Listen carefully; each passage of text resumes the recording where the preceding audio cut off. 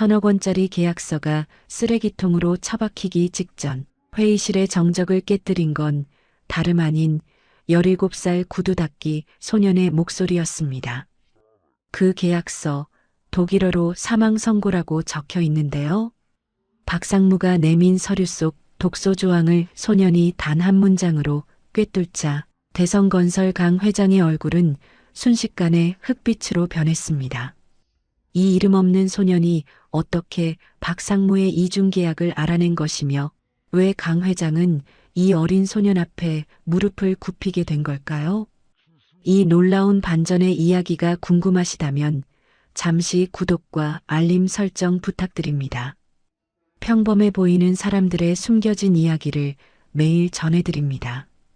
2000년대 초 새벽 공기를 가르며 서울의 대형 빌딩 사이로 17살 소년 한진우가 걸어왔습니다. 진우의 손에는 낡은 나무 상자가 들려 있었습니다. 그 상자 안에는 여러 종류의 솔과 구두약 그리고 낡은 헝겊들이 질서정연하게 정리되어 있었죠. 진우는 매일 아침 명동 근처 대성건설 본사 건물 옆 작은 귀퉁이에 자리를 잡았습니다. 하지만 이곳에서 진우를 반기는 사람은 없었습니다. 말끔한 정장을 입고 바쁘게 움직이는 직장인들에게 진우는 그저 길가에 놓인 돌덩이 같은 존재였습니다. 구두 닦으실 분 없나요? 진우가 조심스럽게 물었지만 돌아오는 건 짜증 섞인 눈길뿐이었습니다. 저리 안 비켜? 바빠 죽겠는데. 어떤 이는 진우의 구두 상자를 발로 툭 치며 지나가기도 했습니다. 진우는 익숙한 듯 고개를 숙이고 흩어진 도구들을 다시 정리했습니다. 무시와 멸시가 일상이었지만 진우의 눈빛만큼은 죽어있지 않았습니다. 진우가 이 일을 시작한 건 3년 전 어머니를 잃고 난 직후였습니다. 홀로 남겨진 소년에게 세상은 냉혹했지만 어머니가 마지막까지 손에 꼭 쥐어준 낡은 라디오 하나가 진우의 유일한 친구이자 스승이 되었습니다. 진우는 남들이 버린 신문을 읽으며 세상 돌아가는 법을 배웠고 밤이면 고시원 좁은 방에서 라디오에서 흘러나오는 외국 방송을 들으며 문장들을 통째로 외웠습니다. 영어, 중국어, 일본어, 그리고 최근에는 독일어까지. 진우에게 언어는 단순한 공부가 아니라 이 차가운 거리에서 언젠가 탈출할 수 있게 해줄 유일한 비상구였습니다. 특히 진우는 숫자와 팩트에 집착했습니다. 라디오 뉴스에서 나오는 국제 유가나 원자재 가격의 변동폭을 공책에 빽빽하게 기록했습니다. 1,000원짜리 삼각김밥 하나를 사 먹을 때도 진우는 머릿속으로 현재 환율을 계산하곤 했습니다. 사람들은 그를 가난한 구두 닦기 소년으로만 보았지만 진우는 이미 머릿속에 전 세계의 경제 흐름을 담고 있는 살아있는 데이터베이스와 같았습니다. 그런 진우에게 오늘따라 회사 분위기가 심상치 않다는 것이 느껴졌습니다. 건물 입구부터 검은색 고급 승용차들이 줄지어 들어왔고 평소보다 훨씬 많은 외국인 바이어들이 긴장된 표정으로 로비를 오가고 있었습니다. 진우는 직감했습니다. 오늘 대성건설 안에서 무언가 거대한 일이 벌어지고 있다는 사실을 말입니다. 오전 10시가 넘어가자 회사 로비는 더욱 긴박하게 돌아갔습니다. 진우는 건물 입구 구석에서 손님을 기다리던 중 검은색 승용차에서 내리는 강태호 회장을 목격했습니다. 80세를 넘긴 고령임에도 불구하고 그의 눈빛은 여전히 날카로웠지만 오늘따라 어깨가 무거워 보였습니다. 강 회장의 옆에는 신복이라 불리는 박상무가 서류 가방을 꽉 쥔 채 보좌하고 있었죠. 강 회장은 차에서 내리다 문득 자신의 구두를 내려다보았습니다. 흙먼지가 잔뜩 묻어있는 모습이 마음에 들지 않는 듯 미간을 찌푸렸습니다. 박상무, 독일 바이어들은 구두 상태 하나로도 사람을 판단하는 법이야.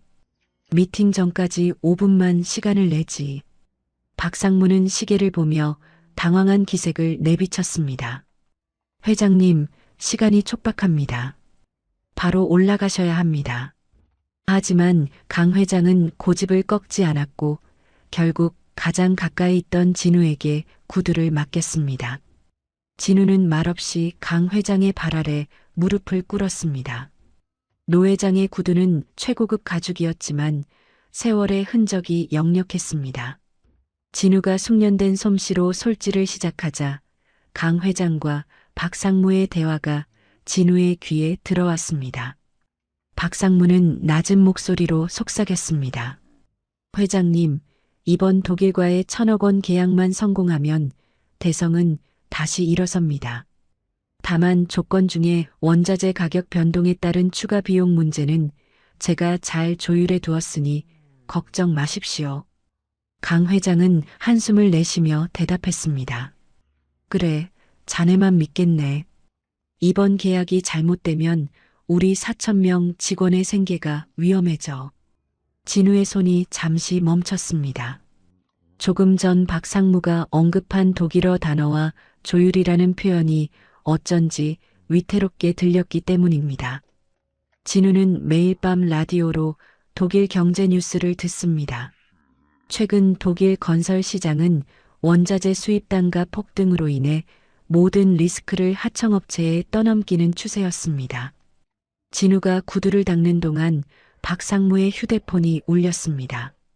그는 잠시 거리를 두고 전화를 받았지만 진우의 예민한 귀는 박상무가 독일어로 누군가와 밀담을 나누는 것을 놓치지 않았습니다. 걱정 마십시오.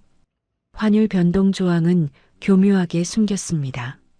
노인네는 독일어를 전혀 모르니 서명만 하면 끝입니다. 박상무의 얼굴에는 비열한 미소가 스쳤습니다. 진우는 심장이 거세게 뛰기 시작했습니다. 이것은 단순한 계약이 아니라 평생을 바쳐 회사를 키운 노인을 낭떠러지로 밀어넣는 음모였습니다.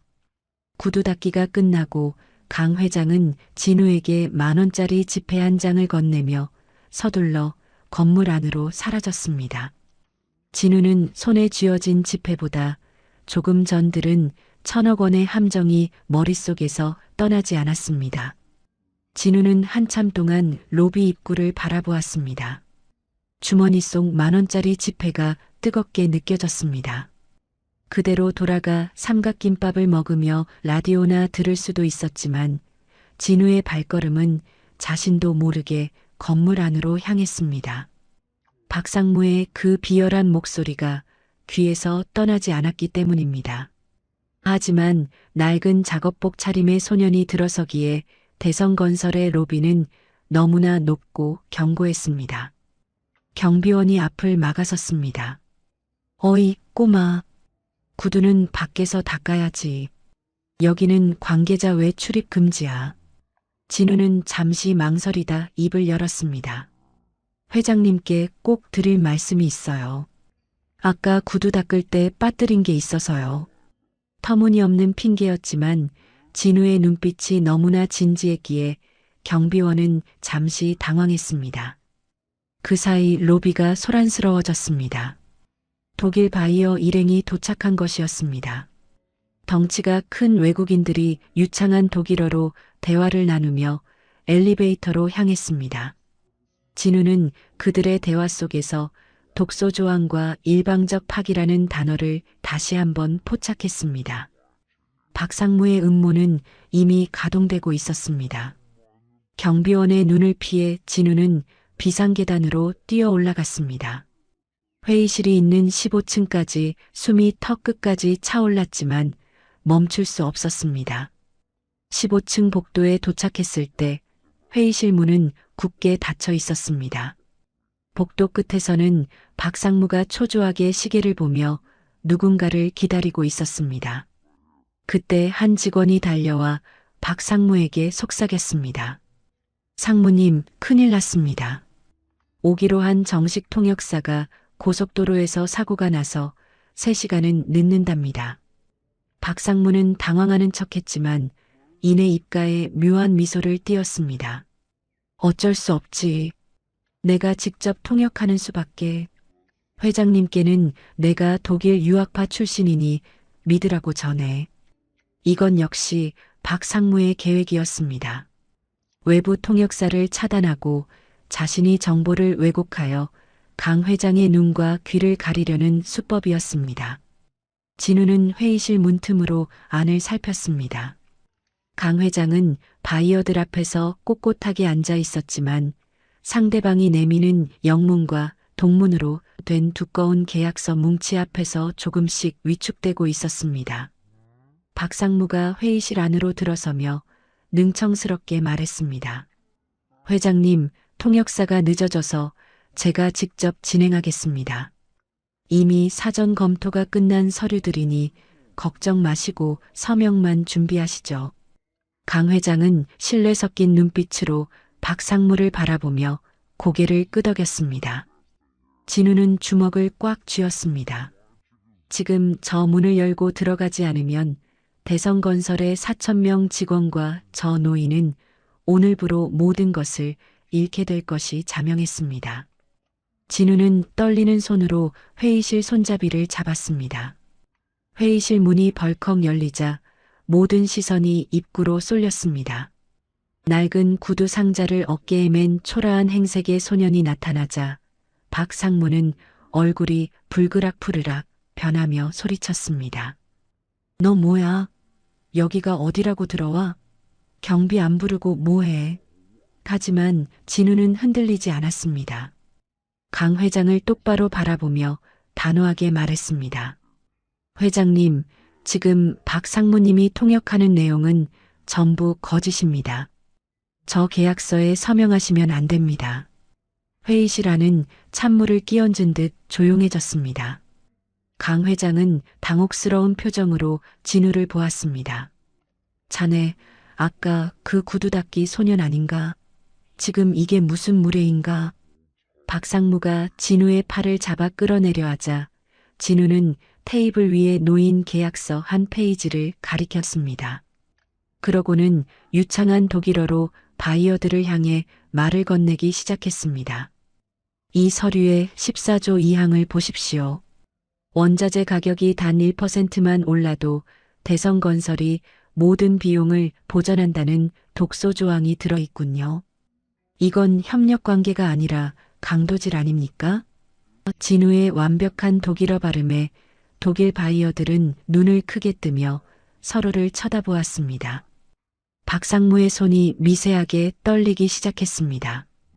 회장님, 저 꼬마가 미친 게 분명합니다. 어디서 주어들은 말로 사기를 치는 거예요. 강 회장은 혼란스러운 듯 박상무와 진우를 번갈아 보았습니다. 진우는 멈추지 않고 팩트를 쏟아냈습니다. 박상무님은 아까 로비에서 독일어로 통화하셨죠? 계약 금액의 5%를 리베이트로 받는 조건으로 이 불공정 계약을 밀어붙이겠다고요. 회장님, 지금 독일 현지의 철광석 시세는 3개월 전보다 15% 폭등했습니다. 이 조항대로라면 1,000억 원의 매출을 올려도 대성건설은 200억 원의 적자를 보게 됩니다. 진우의 말에는 거짓이 없었습니다. 매일 밤 라디오 뉴스를 받아 적으며 분석했던 구체적인 수치들이 소년의 입을 통해 쏟아져 나왔습니다. 바이어 대표가 헛기침을 하며 말했습니다. 이 소년이 지적한 내용이 맞습니다. 우리는 박상무와 그렇게 합의했습니다. 박상무의 얼굴은 이제 흑빛을 넘어 하얗게 질려버렸습니다.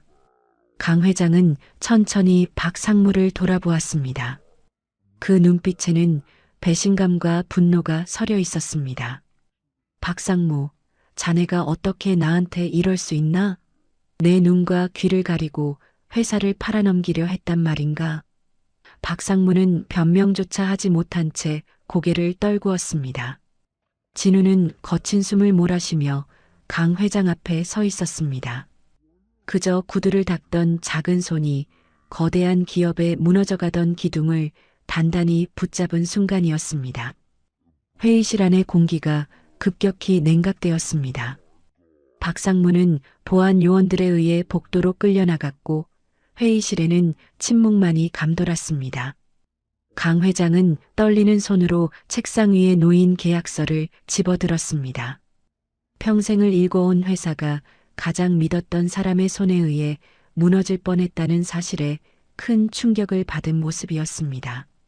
강 회장은 한참 동안 고개를 숙이고 있다가 천천히 고개를 들어 진우를 바라보았습니다.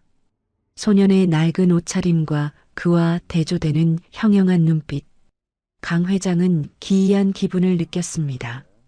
자네 대체 정체가 뭔가? 어떻게 독학으로 그런 수준의 독일어를 구사하고 회사의 기밀에 가까운 수치들을 알고 있는 거지? 진우는 담담하게 대답했습니다. 시장에서 구두를 닦으며 매일 밤 라디오를 들었습니다. 어머니께서 늘 말씀하셨거든요. 세상은 넓고 언어는 그 세상을 여는 열쇠라고요. 가난은 배움을 막을 수 없다고 하셨습니다. 진우의 목소리에는 자부심과 슬픔이 동시에 묻어 있었습니다.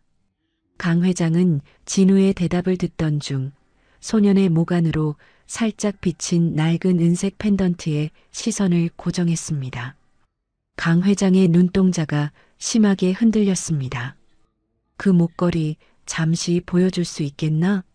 진우는 의아해하며 목에 걸린 펜던트를 건넸습니다. 그것은 진우의 어머니가 유일하게 남긴 유품이었습니다. 강 회장이 떨리는 손으로 펜던트를 열자 그 안에는 낡은 사진 한 장이 들어 있었습니다. 젊은 시절의 강 회장과 한 여인이 환하게 웃고 있는 모습이었죠. 이럴 수가. 미숙이, 내가 왜 이걸? 강 회장의 입술이 파르르 떨렸습니다. 사진 속 여인은 강 회장이 성공을 위해 비겁하게 외면했던 그의 인생에서 유일하게 사랑했던 여인이었습니다. 강 회장은 자리에 주저앉듯 앉았습니다. 이 사진 속 여인이 자네 어머니인가? 진우는 고개를 끄덕였습니다. 네, 3년 전에 돌아가셨습니다. 돌아가시기 전까지 이 사진을 보며 누군가를 그리워하셨죠. 원망보다는 그리움이 더 컸던 것 같습니다. 진우의 말은 강 회장의 심장에 비수처럼 꽂혔습니다. 자신이 버린 것은 단순히 한 여인이 아니라 자신의 핏줄이자 회사를 살릴 유일한 희망이었던 것입니다. 1,000억 원의 계약보다 더 큰 진실이 회의실 테이블 위로 떠올랐습니다. 강 회장은 눈시울이 붉어진 채 진우의 거친 손을 잡았습니다. 평생을 돈과 권력만 쫓아온 노 회장의 눈에서 처음으로 참회의 눈물이 흘러내렸습니다. 강 회장은 한참 동안 진우의 손을 놓지 못했습니다. 하지만 감상에 젖어 있을 시간이 없었습니다. 회의실 테이블 건너편에는 여전히 독일 바이어들이 차가운 눈으로 상황을 지켜보고 있었기 때문입니다. 박상무의 음모가 드러났으니 계약은 파기될 위기였고 대성건설에 주어진 기회는 이제 단 한 번뿐이었습니다. 강 회장은 눈물을 닦고 진우를 바라보았습니다. 민서가, 아니 진우야. 내가 내 눈과 귀가 되어주겠니? 이 계약 내가 다시 이끌어다오. 진우는 잠시 망설였지만 어머니가 남긴 마지막 유품인 펜던트를 꽉 쥐고 고개를 끄덕였습니다. 진우는 다시 바이어들을 향해 돌아섰습니다. 이번에는 단순한 통역사가 아니라 대성건설의 운명을 쥔 협상가로서 입을 열었습니다. 신사숙녀 여러분, 이전의 계약안은 무효입니다. 대신 저희는 새로운 제안을 드리고자 합니다. 진우는 화이트보드에 막힘없이 수치들을 적어 내려가기 시작했습니다. 현재 유럽 철강 시장의 인플레이션율은 5%입니다. 하지만 대성건설이 보유한 특수합금 기술을 도입하면 공정 원가를 15% 절감할 수 있습니다. 리스크를 떠넘기는 대신 이 절감액을 귀사와 5대5로 나누는 윈윈 전략을 제안합니다. 독일 바이어들의 눈빛이 변하기 시작했습니다. 구두 닦기 소년의 입에서 나온 것은 단순한 외국어가 아니라 철저한 시장 분석과 공학적 이해가 담긴 정교한 비즈니스 모델이었습니다. 바이어 대표가 흥미로운 듯 물었습니다. 매우 공격적인 제안이군요. 하지만 품질 관리에 대한 보증은 어떻게 할 겁니까? 진우는 단 1초의 망설임도 없이 대답했습니다. 대성건설의 장인들은 제 할아버지가 그랬듯 구두 한 켤레를 닦아도 목숨을 거는 사람들입니다. 그들의 기술력에 제 이름을 걸고 보증하겠습니다. 진우의 당당한 태도에 바이어들 사이에서 나지막한 감탄사가 터져나왔습니다. 결국 1시간 뒤 바이어들은 수정된 계약서에 서명했습니다. 박상무가 조작했던 불리한 조항들은 모두 사라졌고 대성건설은 사상 최대 규모인 1,200억 원의 계약을 성공적으로 따냈습니다. 계약서 체결이 완료되자 바이어 대표는 진우에게 다가와 정중하게 악수를 청했습니다. 당신은 내가 만난 최고의 협상가입니다. 대성건설의 미래는 밝군요. 바이어들이 회의실을 떠나고 로비에서 구두를 닦던 17소녀는 이제 회사의 구원자가 되어 있었습니다. 강 회장은 멀리서 진우를 바라보며 자신이 평생 일군 회사보다 더 값진 보물을 드디어 찾았음을 깨달았습니다. 계약이 성공적으로 마무리된 후 진우는 박상무가 숨겨두었던 마지막 음모까지 뿌리 뽑기로 결심했습니다. 진우는 강 회장에게 박상무가 개인적으로 사용하던 비밀 금고의 존재를 알렸습니다. 상무님이 매일 아침 제게 구두를 맡기실 때마다 특정 열쇠를 만지며 초조해하셨습니다. 그 열쇠의 모양과 상무님의 통화 내용을 종합해 볼 때 회사 근처 지하 보관함에 이중장부가 있을 가능성이 큽니다. 강 회장은 즉시 보안팀을 급파했고 진우의 예측은 정확히 적중했습니다. 그곳에는 박상무가 지난 10년간 회사 자금을 횡령하고 기술을 해외로 빼돌리려 한 구체적인 증거들이 쏟아져 나왔습니다. 박상무의 완벽한 몰락을 확인한 강 회장은 진우를 데리고 조용한 응접실로 향했습니다. 강 회장은 가슴 포켓에서 낡은 수첩 하나를 꺼냈습니다. 그 안에는 진우의 어머니 미숙에게 전하지 못한 편지들이 빼곡히 적혀 있었습니다. 내가 비겁했다. 성공이 전부인 줄 알았고 내 곁에 사람을 지키는 게 가장 큰 성공이라는 걸 너무 늦게 알았어. 강 회장의 고백에 진우는 어머니가 남긴 마지막 일기장을 꺼내 보였습니다. 그 일기장에는 강 회장에 대한 원망 대신 그 사람이 일군 세상이 무너지지 않기를 기도한다는 문구가 적혀 있었습니다. 진우는 눈시울이 붉어진 강 회장을 바라보며 말했습니다. 어머니는 할아버지를 단 한 번도 미워하지 않으셨어요. 오히려 제가 배운 언어들이 할아버지의 세상을 지키는데 쓰이길 바라셨던 것 같습니다. 강 회장은 진우의 손을 꼭 잡고 오열했습니다. 자신이 버렸던 과거가 오히려 자신의 현재를 구원하러 돌아왔다는 사실에 노 회장은 깊은 참회의 눈물을 흘렸습니다. 진우 역시 평생 가슴속에 맺혀있던 고독과 원망의 응어리가 할아버지의 따뜻한 손길 아래 조금씩 녹아내리는 것을 느꼈습니다. 강 회장은 그 자리에서 진우를 자신의 공식적인 후계자이자 가족으로 인정하겠다고 선언했습니다. 너의 천재성은 하늘이 내게 준 마지막 기회다. 이제 구두 상자는 내려놓고 나와 함께 더 큰 세상을 닦아나가자꾸나. 하지만 진우는 빙그레 웃으며 대답했습니다. 할아버지, 저는 외교관이 되고 싶어요. 회사도 중요하지만 제가 배운 말들로 더 많은 사람의 마음을 이어주고 싶습니다. 강 회장은 소년의 맑은 눈동자에서 진정한 리더의 자질을 보았습니다. 핏줄이라는 연결고리를 넘어 두 사람은 서로의 상처를 치유하고 미래를 향한 첫 발걸음을 떼기 시작했습니다. 그로부터 1년 뒤 대성건설 본사 앞 풍경은 전과 다름없이 분주했습니다. 하지만 한 가지 달라진 점이 있었습니다.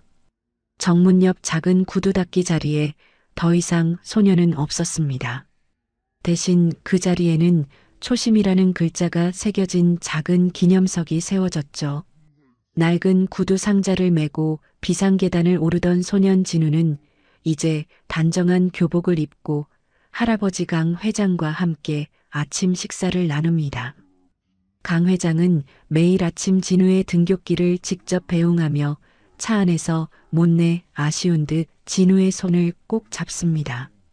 어느 날 학교 정문에 도착했을 때 강 회장은 내리려는 진우를 멈춰 세우며 나직이 입을 열었습니다. 진우야, 벌써 1년이 지났구나. 그런데 아직도 내게 할아버지라고 부를 셈이냐? 강 회장의 눈동자에는 미안함과 기대가 교차하고 있었습니다. 진우는 잠시 멈칫하며 창밖을 바라보았습니다. 십수년을 아버지라는 단어 없이 살아온 소년에게 그 두 글자는 세상에서 가장 낯설고 무거운 단어였기 때문입니다. 진우는 낡은 가방 끈을 만지작거리며 천천히 대답했습니다. 할아버지, 아니, 저에게도 조금만 더 시간을 주세요. 시장통에서 구두를 닦던 소년이 회장님의 아들이 되는 데는 1,000억 원짜리 계약보다 더 긴 시간이 필요한 것 같아요. 강 회장은 그 말 속에 담긴 진우의 상처와 진심을 이해한다는 듯 허허로운 웃음을 지었습니다. 그래, 서두르지 않으마. 내가 나를 아버지라 불러주는 날 나는 비로소 모든 걸 다 이룬 사람이 될 테니까. 강 회장은 진우의 머리를 가볍게 쓰다듬어 주었습니다. 진우는 이제 학교에서 가장 촉망받는 학생이자 외교관의 꿈을 향해 한 걸음씩 나아가는 청년이 되었습니다.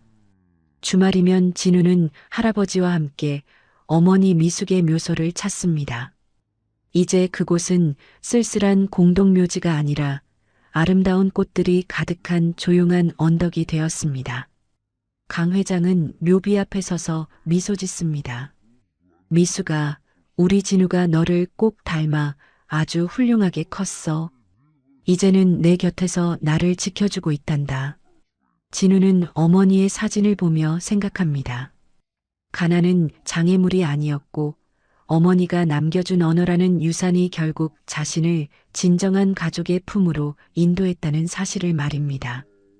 대성건설은 이제 단순히 건물을 짓는 회사를 넘어 전 세계 소외된 아이들을 위한 교육재단을 설립했습니다. 진우의 제안으로 시작된 이 사업은 돈보다 사람을 먼저 생각하는 기업의 가치를 실현하고 있었습니다. 사람들은 여전히 이 기적 같은 반전의 주인공을 기억합니다. 위기의 순간 모두가 무시했던 구두 닦기 소년이 입을 열어 회사를 구하고 잃어버린 가족을 되찾은 그날의 이야기를 말입니다. 진우는 가끔 시장 골목을 지날 때마다 예전의 자신처럼 힘겹게 하루를 버티는 아이들에게 다가가 따뜻한 핫초코를 건네곤 합니다. 말 한마디가 1,000억 원의 사기를 막았고 진심 어린 용서가 끊어졌던 핏줄을 다시 이었습니다. 준비된 실력은 기회를 기적으로 바꾸고 진심이 담긴 언어는 닫혔던 마음의 문을 여는 가장 강력한 열쇠가 됩니다. 진우와 강 회장의 뒷모습 위로 따스한 오후의 햇살이 내리쬐며 이야기는 막을 내립니다. 귀한 시간 내어 이야기 친구와 함께 해주셔서 진심으로 감사합니다.